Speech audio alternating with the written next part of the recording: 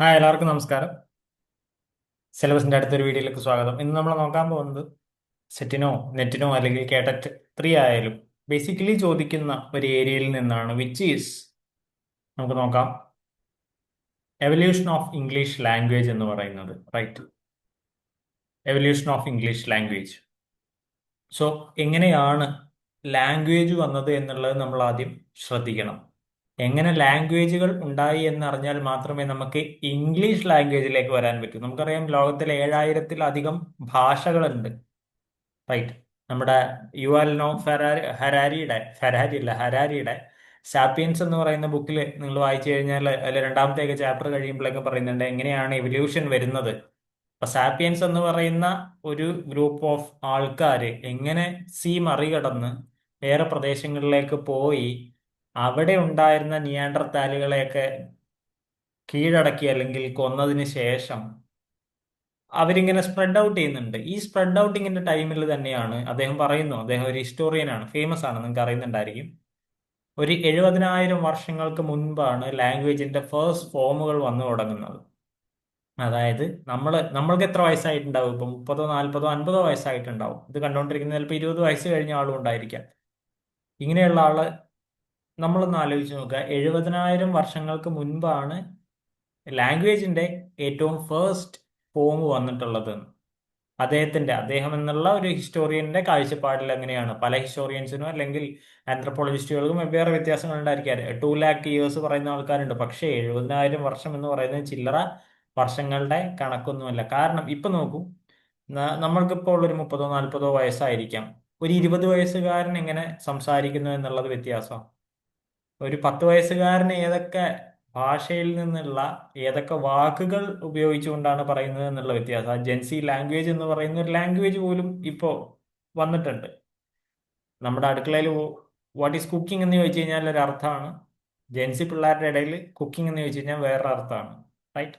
അപ്പോ 70,000 വർഷങ്ങൾക്ക് മുമ്പ് ഉണ്ടായിരുന്ന ഒരു ലാംഗ്വേജിന്റെ അവസ്ഥ എന്താണെന്ന് നമുക്ക് എന്തായാലും ആലോചിച്ച് നോക്കണം. അപ്പോൾ ലാംഗ്വേജിലേക്ക് വരുമ്പോൾ, എന്താണ് ലാംഗ്വേജ് എന്ന് പറഞ്ഞു കഴിഞ്ഞാൽ, സിംപ്ലി പറഞ്ഞു കഴിഞ്ഞാൽ നമ്മുടെ മൈൻഡിലുള്ള കാര്യങ്ങൾ എക്സ്പ്രസ് ചെയ്യാൻ ഉപയോഗിക്കുന്ന ഒരു ഒരു ഒരു വേ ആണ് ഈ ലാംഗ്വേജ് എന്ന് പറയുന്നത്. അതില് ഈ ആൾക്കാരുടെ ഇടയിൽ തന്നെ ഒരു, അല്ലെങ്കിൽ ഹിസ്റ്റോറിയൻസിന്റെ ഇടയിലോ അല്ലെങ്കിൽ പ്രൊഫസേഴ്സിന്റെ ഇടയിലോ അല്ലെങ്കിൽ നമ്മളുടെ ഇടയിലുള്ള ഒരു വ്യത്യാസമാണ്, ലാംഗ്വേജ് എന്ന് പറയുന്നത് നമ്മളുടെ ഉള്ളിലുള്ള കാര്യങ്ങൾ പറയാൻ വേണ്ടി ഉപയോഗിക്കുന്നതാണ്. അല്ലേ? അപ്പൊ നമ്മളെപ്പോഴും പറയും ഇറ്റ്സ് ഹ്യൂമൻ എന്ന് പറയും. അങ്ങനെ പറഞ്ഞു കഴിഞ്ഞാൽ അത് പൂർണ്ണമായിട്ട് ശരിയാണോ എന്ന് എനിക്കറിയില്ല. കാരണം മൃഗങ്ങളും, എന്തിനെ നമ്മൾ പറയാറുണ്ട്, മരങ്ങൾ വരെ അല്ലെങ്കിൽ ഈ പ്രകൃതിയിലുള്ള എല്ലാം ഇറ്റ്സ് കമ്മ്യൂണിക്കേറ്റിംഗ്. അല്ലേ? മൃഗങ്ങൾ കമ്മ്യൂണിക്കേറ്റ് ചെയ്യുന്നുണ്ട്. ഇപ്പോൾ ഒരു കടുവ വരികയാണെങ്കിൽ ലാംഗർ കുരങ്ങുകൾ ശബ്ദം ഉണ്ടാക്കിയിട്ട് ബാക്കിയുള്ള മാനുകളെ അത് അറിയിക്കും. അല്ലേ? അപ്പൊ അവിടെ എന്ത് നടക്കുന്നുണ്ട്? അവിടെ എക്സ്പ്രഷൻ നടക്കുന്നുണ്ട്. അവിടെ ഒരു കാര്യം കമ്മ്യൂണിക്കേറ്റ് ചെയ്യപ്പെടുന്നുണ്ട്. അതുകൊണ്ട് തന്നെ എന്നെ സംബന്ധിച്ച് ലാംഗ്വേജ് എന്ന് പറയുന്നത് മനുഷ്യരുടെ മാത്രം ഒരു വ്യത്യാസം അല്ലെങ്കിൽ ഒരു ഒരു ഒരു പോസിറ്റീവ് ആയിട്ടുള്ള ഒരു കാര്യമല്ല. ബാക്കി എല്ലാവരും ലാംഗ്വേജ് പല തരത്തിൽ ഉപയോഗിക്കുന്നുണ്ട്. മനുഷ്യന്മാർ തന്നെ ഇങ്ങനെ ഇങ്ങനെ കാണിക്കുമ്പോൾ അത് ലാംഗ്വേജ് ആണ്. അത് നോൺ വെർബൽ കമ്മ്യൂണിക്കേഷനിൽ വരുന്നതാണ്. അതും എന്ത് ചെയ്യുന്നുണ്ട്? എക്സ്പ്രസ് ചെയ്യാൻ നമ്മളെ സഹായിക്കുന്നുണ്ട്. റൈറ്റ്. എനിവേ, നമ്മളുടെ കാര്യങ്ങൾ എക്സ്പ്രസ് ചെയ്യാൻ നമ്മൾ ഉപയോഗിക്കുന്ന ഒരു വേ ആണ് എന്ത്? ലാംഗ്വേജ് എന്ന് പറയുന്നത്. എന്നാൽ 70,000 വർഷങ്ങൾക്ക് മുൻപുള്ള ആൾക്കാർ എന്ത് ചെയ്യുന്നുണ്ട്? എക്സ്പ്രസ് ചെയ്തുകൊണ്ടിരിക്കുന്നുണ്ട്, കമ്മ്യൂണിക്കേറ്റ് ചെയ്തുകൊണ്ടിരിക്കുന്നുണ്ട്. അല്ലേ? ആദ്യമായിട്ട് ഇടിമിന്നൽ കണ്ട ഒരാള് മുകളിലേക്ക് നോക്കി നിന്നിട്ട് ഇപ്പുറത്തെ ആളുടെ കണ്ണിലേക്ക് നോക്കുമ്പോൾ, കൂടെയുള്ള ഒരാളുണ്ടായിരുന്നെങ്കിൽ അയാളുടെ കണ്ണിലേക്ക് നോക്കുമ്പോൾ അവർ ഓൾറെഡി കമ്മ്യൂണിക്കേറ്റ് ചെയ്തിട്ടുണ്ടായിരിക്കും. അടുത്തത് ഇതിൽ ചോദ്യമായിട്ട് വരാൻ സാധ്യതയുള്ളത് ഈ ലാംഗ്വേജ് എന്ന് പറയുന്ന വാക്ക് എവിടെ നിന്ന് എങ്ങനെ വരുന്നു എന്നുള്ളതാണ്. അത് ലാറ്റിൻ ഭാഷയിലുള്ള ലിംഗ്വ എന്ന് പറയുന്ന പദത്തിൽ നിന്നാണ് നമ്മുടെ ലാംഗ് എന്ന് പറയുന്ന പദം വരുന്നതും അത് പിന്നെ ലാംഗ്വേജ് എന്ന് പറയുന്ന പദമായിട്ട് മാറുന്നതും. റൈറ്റ്. ഇനി എന്താണ് ഒരു ലാംഗ്വേജിന്റെ ക്യാരക്ടറിസ്റ്റിക്സ് എന്ന് പറഞ്ഞു കഴിഞ്ഞാൽ, അത് ഹ്യൂമൻ ഫിനോമിനൻ ആണ് എന്നാണ് പറയുന്നത്. അവിടെയാണ് അത് ഹ്യൂമൻ ഫിനോമിനൻ മാത്രമല്ല, ജീവനുള്ള എല്ലാ പക്ഷിയായാലും മൃഗമായാലും ഹ്യൂമൻ ആയാലും മരങ്ങളായാലും എല്ലാം കമ്മ്യൂണിക്കേറ്റ് ചെയ്യുന്നുണ്ട്. അടുത്തത്, human language is A signalling system. അവിടെയുണ്ട് ഹ്യൂമൻ ലാംഗ്വേജ് മാത്രമല്ല, ലാംഗ്വേജ് എന്ന് പറയുന്നത് തന്നെ ഒരു സിഗ്നലിംഗ് സിസ്റ്റം ആണ്. അല്ലേ? എല്ലാ തരത്തിലും അത് സിഗ്നൽ ചെയ്ത് കൊടുക്കുന്നുണ്ട്. Language is symbolic. അത് വെർബൽ ആയിരിക്കാം, നോൺ വെർബൽ ആയിരിക്കാം, സിംബോളിക് ആയിരിക്കാം. സിംബോളിക് ആയിട്ട് നമ്മൾ കാര്യങ്ങൾ പറയാറുണ്ട്, സിമ്പിൾസ് യൂസ് ചെയ്തിട്ടും കാര്യങ്ങൾ പറയാറുണ്ട്. Language is unique. അതിന്റെ കാര്യത്തിൽ വ്യത്യാസമൊന്നുമില്ല. ലാംഗ്വേജിനെ പോലെ ലാംഗ്വേജ് മാത്രമേ ഉള്ളൂ, അല്ലേ? ഒരു മരത്തിനെ പോലെ, ഒരിലയെ പോലെ ഒരില മാത്രമേ ഉള്ളൂ എന്ന് പറയുന്ന പോലെ ലാംഗ്വേജ് എന്ന് പറയുന്ന കൺസെപ്റ്റ് പ്രകാരം ലാംഗ്വേജ് യുണീക്കാണ്. അതുപോലെ വേറെ ഒന്നുമില്ല. ഇപ്പൊ ഒരു ഒരു വണ്ടിയുടെ ചക്രം, ഒരു ടൂ വീലറിന്റെ ഒരു ചക്രം, ഒരു ഒരു ഒരു വീല്, അതുപോലെ അത് മാത്രമേ ഉണ്ടാവുള്ളൂ. സോ യുണീക്ക് ആയിട്ടുള്ളതാണ്. And language is A skill. ഏറ്റവും നന്നായിട്ട് കമ്മ്യൂണിക്കേറ്റ് ചെയ്യാൻ പറ്റുക എന്നുള്ളത് ഒരു സ്കില്ലാണെന്ന് പറയുമ്പോൾ എങ്ങനെയാണ് അത് വരുന്നത്? ലാംഗ്വേജ് ത്രൂ ആണ്. അത് വെർബലി ആയിക്കോട്ടെ, നോൺ വെർബലി ആയിക്കോട്ടെ, ലാംഗ്വേജ് ഇസ് എ സ്കിൽ, അതൊരു സംശയവുമില്ല. ഇനി language is evolutionary and never static. ഇത് നമ്മൾ ലിംഗ്വിസ്റ്റിക്സിലൊക്കെ പറയുന്ന കൺസെപ്റ്റ് ആണ്, അല്ലേ?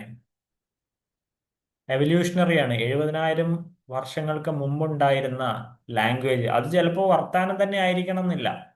അത് ചിലപ്പോൾ ഒരു എന്താ പറയുക, കൊത്തിവെച്ചതായിരിക്കാം. പല ഗുഹകളിൽ നമ്മൾ കണ്ടിട്ടുണ്ട്. അജന്ത എല്ലോറ ഗുഹകളിലും നമ്മുടെ വയനാട്ടിലുള്ള ഗുഹകളിലൊക്കെ ഏത് കാലഘട്ടത്തിലെ ഏത് ഗുഹകളിൽ പോയാലും അവിടെയൊക്കെ കൊത്തുപണികൾ ഉണ്ടായിരിക്കും. ഈ കൊത്തുപണികൾ എന്താണ്? കൈൻഡ് ഓഫ് കമ്മ്യൂണിക്കേഷൻ ആണ്. അത് അവരുടെ ഒരു ലാംഗ്വേജ് ആയിരുന്നു. നിങ്ങൾ ആലോചിച്ച് നോക്കൂ, 70,000 വർഷം എന്താണോ അവർ കമ്മ്യൂണിക്കേറ്റ് ചെയ്യാൻ കൊത്തിവെച്ചത്, അത് തന്നെയല്ലേ നമ്മൾ ഇന്ന് വാട്സപ്പിലൂടെ സ്റ്റിക്കേഴ്സ് ആയിട്ട് അയക്കുന്നത്, അല്ലെ? കരയുന്ന ഒരു ഇമോജി വെച്ചിട്ട് നമ്മൾ കമ്മ്യൂണിക്കേറ്റ് ചെയ്യുന്നുണ്ട്. അതിനു വേണ്ടിയിട്ട് നമ്മൾ പറയാറില്ല ഞാൻ കരയുകയാണെന്ന്, അല്ലേ? സോ അതുകൊണ്ട് തന്നെ എവല്യൂഷണറി ആണ്. അത് എവല്യൂഷൻ എന്ന് പറയുന്ന പ്രോസസ്സിലൂടെ കടന്നു പോയിക്കൊണ്ടേയിരിക്കും. Never static. എവല്യൂഷൻ ആവണമെങ്കിൽ, അത് എവല്യൂഷണറി ഫോർമാറ്റിലാവണമെങ്കിൽ അത് ഉറച്ചു നിൽക്കുന്നതല്ല. ഉറച്ചു നിൽക്കാനേ അത് പറ്റില്ല. അത് എന്ത് ചെയ്യും? അത് മുന്നിലേക്ക് പോയിക്കൊണ്ടേയിരിക്കും, സ്റ്റാറ്റിക് അല്ല. അടുത്തതിലേക്ക് പോവാം. ഇനി ഒറിജിൻ ഓഫ് ലാംഗ്വേജസ് എന്ന് പറയുന്ന ഒരു പോയിന്റിലാണ്. ഇത് നമുക്ക് അറിയാവുന്ന, നമ്മൾ ഡിഗ്രിയിൽ പഠിച്ചിരുന്ന ചില കോമൺ ടോപ്പിക്കുകളാണ്. ഒന്ന് നമുക്ക് ആലോചിച്ച് മറന്നിട്ടില്ല എന്ന് ഉറപ്പ് വരുത്താൻ മാത്രമേ ആവശ്യമുള്ളൂ. Bow bow theory. ഓക്കെ, എന്താണ് ബൗ ബൗ എന്ന് പറഞ്ഞു കഴിഞ്ഞാൽ തന്നെ ഇതിന്റെ ആദ്യത്തെ പേരുകൾ ബൗ ബൗ എന്ന് തന്നെയായിരുന്നു. പിന്നീട് അത് ബൗ ബൗ എന്നൊക്കെ ആയി എന്ന് പറയുന്നുണ്ട്. സ്റ്റിൽ ഈ ഒരു തിയറി പ്രകാരം പറയുന്നു, ഹ്യൂമൻ ലാംഗ്വേജ് എന്ന് പറയുന്നത് എവിടെ നിന്നാണ് തുടങ്ങിയത്, എങ്ങനെയാണ് അത് ഇവല്യൂഷണറി പ്രോസസ്സിലേക്ക് വരുന്നത്? അത് നമ്മൾ ഈ എൻവയോൺമെന്റിൽ ഉണ്ടായിരുന്ന ആനിമൽ സൗണ്ട്സിനെ ഇമിറ്റേറ്റ് ചെയ്തുകൊണ്ടിരുന്ന് വന്നതാണ് എന്നാണ്. സംശയമൊന്നുമില്ലല്ലോ.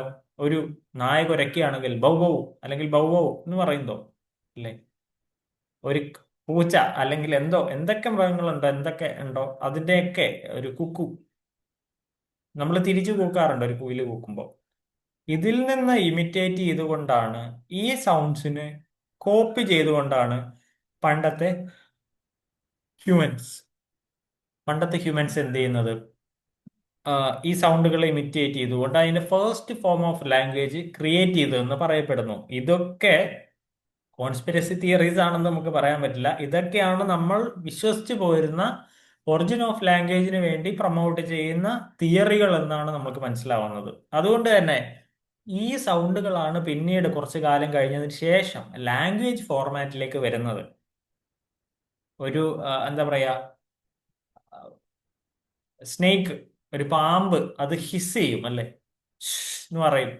അത് ഇന്നാള് നിങ്ങൾ ഒരു വാട്സപ്പ് കോമഡി അല്ലെങ്കിൽ യൂട്യൂബ് റീലായിട്ട് കണ്ടിട്ടുണ്ടായിരിക്കും. ഒരു പെൺകുട്ടി സ്റ്റേജിൽ കയറി എന്നിട്ട് എന്ത് ചെയ്യുന്നത്, കോമഡി കാണിക്കുന്നത്. അതിലുണ്ടായിരുന്നു സ്നേഹിക്കിന്റെ സൗണ്ട് പറയുന്നത്, റൈറ്റ്? അപ്പോൾ ഇങ്ങനത്തെ സൗണ്ടുകളെ എടുത്തുകൊണ്ടാണ് പിന്നീട് മനുഷ്യന്റേതായിട്ടുള്ള ലാംഗ്വേജ്, ഭാഷ നിർമ്മിച്ചത് എന്നാണ് ഈ തിയറി പ്രകാരം വാദിക്കുന്നത്. ഇനി എന്ന് നമ്മൾ കാണുന്നതാണ് ഈ ഓണമറ്റോപോയിക് എന്ന് പറയുന്ന ഐഡിയ. എന്താണ് ഓണമറ്റോപോയിക് എന്ന് പറഞ്ഞു കഴിഞ്ഞാൽ, ബേസിക്കലി നമ്മൾ ഈ പറയുന്ന ഇങ്ങനെ കോപ്പി ചെയ്തെടുക്കുന്ന അനിമൽ സൗണ്ട്സ് അല്ലെങ്കിൽ ഇമിറ്റേറ്റീവ് ആയിട്ടുള്ള അനിമൽ സൗണ്ടുകളെ ആണ് നമ്മൾ ഓണമറ്റോപോയിക് വേർഡ്സ് എന്ന് പറയുക. ആ വാക്ക് തന്നെയാണ് ഇങ്ങോട്ടും വരുന്നത്. ഈ തരത്തിൽ ഉണ്ടാകുന്ന ഈ അനിമൽ സൗണ്ടിൽ നിന്നൊക്കെ എടുക്കുന്ന വാക്കുകളെയാണ്, അല്ലെങ്കിൽ ഈ തരത്തിൽ ഫോം ചെയ്തിട്ടുള്ള കോപ്പി ചെയ്തിട്ടുള്ള സൗണ്ട്സിനെയാണ് നമ്മൾ പിന്നീട് ഓണമറ്റോപോയിക് വേർഡ്സ് എന്ന് പറയുന്നത്.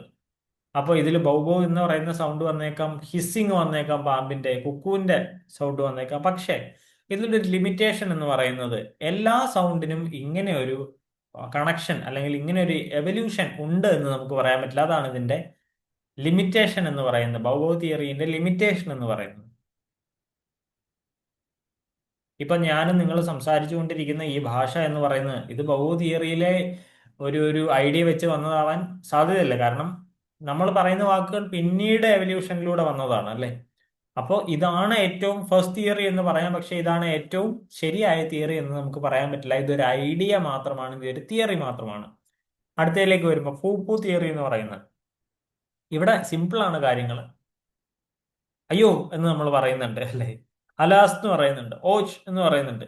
സ്റ്റിൽ ഇങ്ങനത്തെ വാക്കുകളിൽ നിന്നാണ്, അല്ലെങ്കിൽ ഇങ്ങനത്തെ ഇമോഷണൽ ക്രൈസ് അല്ലെങ്കിൽ സ്പോണ്ടേനിയസ് എക്സ്ക്ലമേഷൻ എക്സ്പ്രഷൻസിലൂടെയാണ് ലാംഗ്വേജ് വന്നതെന്നാണ് പറയുന്നത്.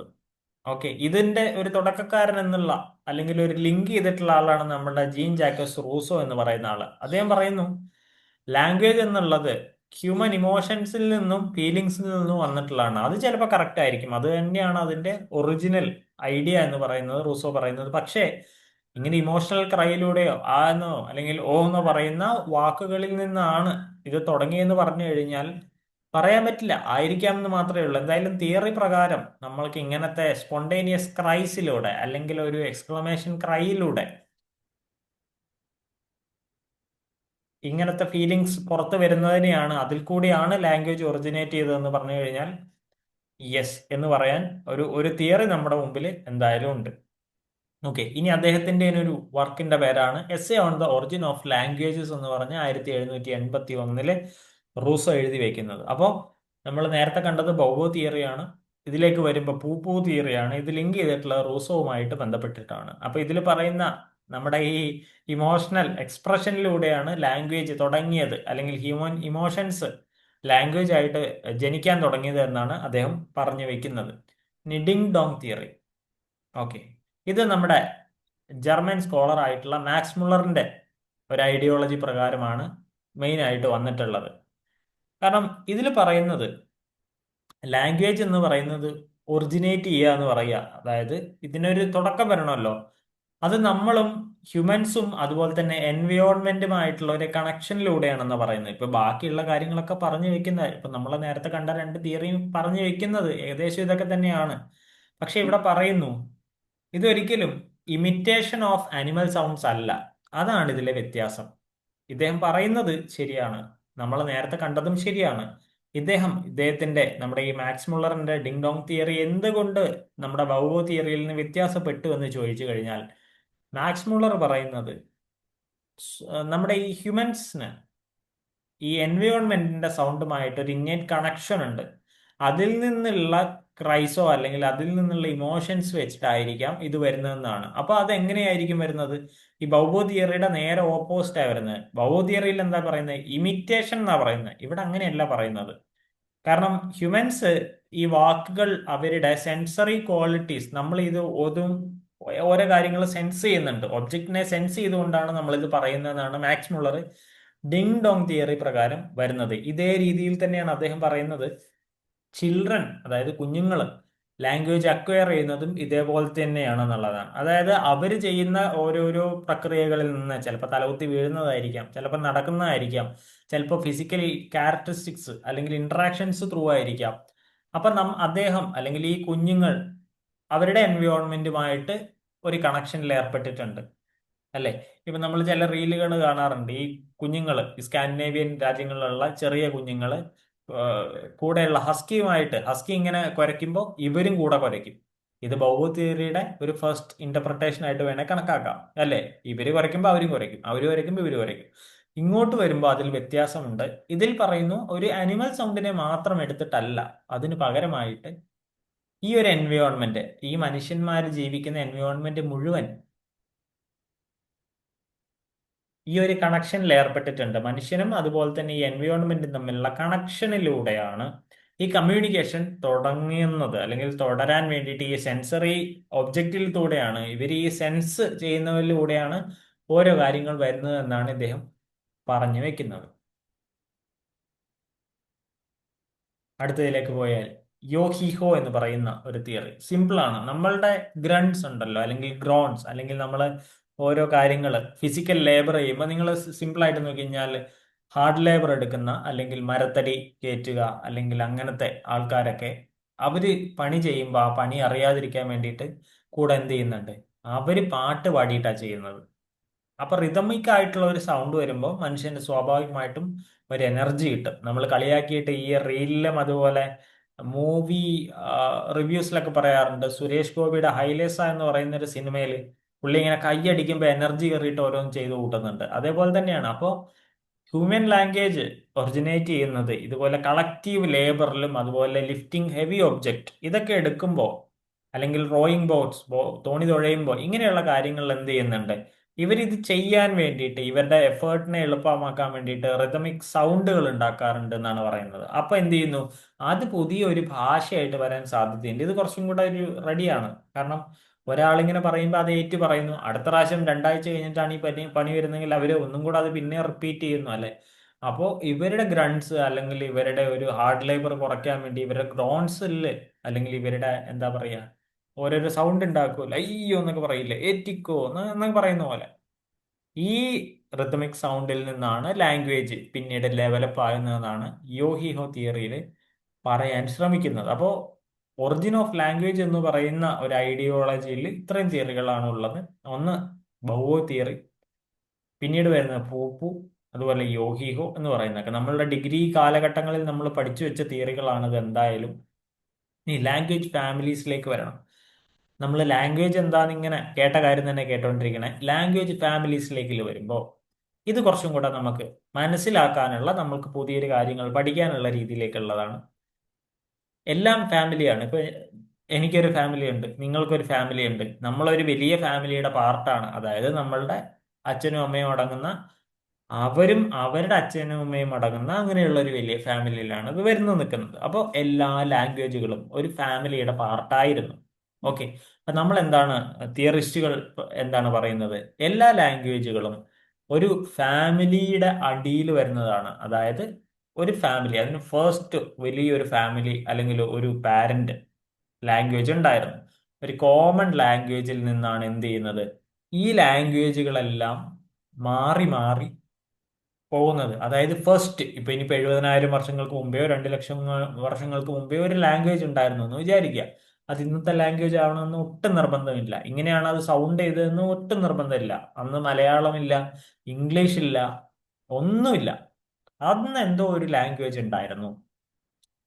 ആ ലാംഗ്വേജിനെയാണ് ആൻസെസ്റ്റർ അല്ലെങ്കിൽ പാരന്റ് ലാംഗ്വേജ് എന്ന് പറയുന്നത്. ഇതിലെ ഫസ്റ്റ് ലാംഗ്വേജിനെ, ആദ്യം ഉണ്ടായിരുന്ന, എന്താണെന്ന് പോലും നമുക്കിപ്പോഴും പൂർണ്ണമായി അറിയാത്ത കുറെ ഗ്രൺസ്, കുറെ ഗ്രോൺസ്, അല്ലെങ്കിൽ കുറെ എന്തൊക്കെയോ സൗണ്ടുകൾ ചേർന്നിട്ടുള്ള ഒരു ലാംഗ്വേജ് ഉണ്ടായിരുന്നു. ആ ലാംഗ്വേജിൽ നിന്നാണ് പിന്നീട് ഓരോരോ കഷ്ണങ്ങളായിട്ട് ഇത്രയും വർഷങ്ങൾക്ക് ശേഷം ഓരോ ലാംഗ്വേജുകളും മാറുന്നത്. അപ്പോൾ പാരന്റ് ലാംഗ്വേജിൽ നിന്ന് വീണ്ടും ഓരോരോ വിഭാഗങ്ങളായിട്ട് എന്ത് വരുന്നുണ്ട്, ലാംഗ്വേജസ് മാറിപ്പോകുന്നുണ്ട്.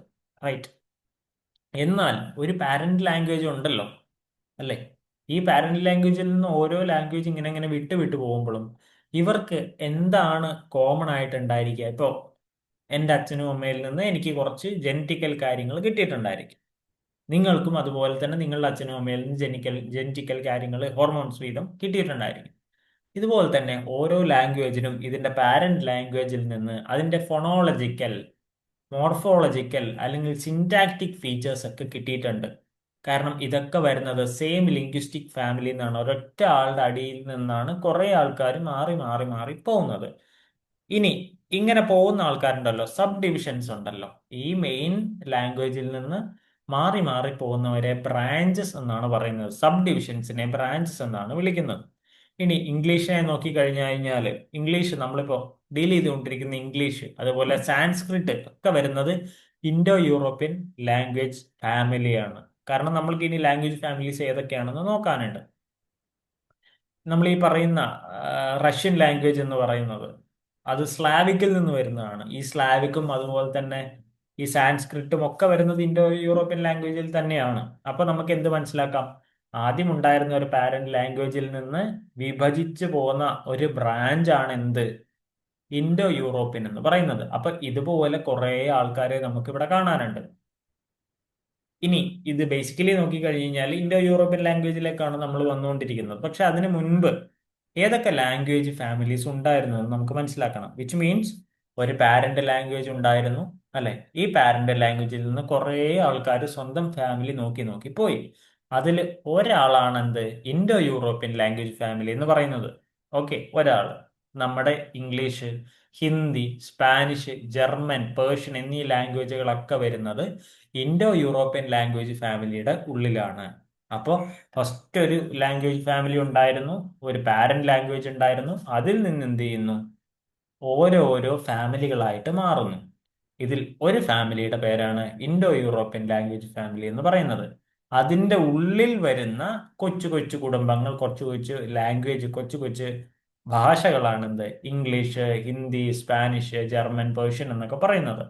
ഇനി അടുത്ത വലിയ ഫാമിലിയിലേക്ക് വരാം. അതായത് പാരന്റ് ലാംഗ്വേജിൽ നിന്ന് വന്ന അടുത്ത ലാംഗ്വേജ്, അത് സിനോ ടിബറ്റൻ ലാംഗ്വേജ് ആണ്. അതിലാണ് ചൈനീസ്, ടിബറ്റൻ എന്നീ പറയുന്ന ലാംഗ്വേജുകൾ പറയുന്നത്. ഇനിയുണ്ട് കേട്ടോ, ഇതിൽ ഉള്ളിൽ കുറെ ലാംഗ്വേജുകൾ ഉണ്ട്. നമുക്ക് മനസ്സിലാക്കാൻ വേണ്ടിയിട്ടാണ് ഇത്രയും പറഞ്ഞു വെക്കുന്നത്.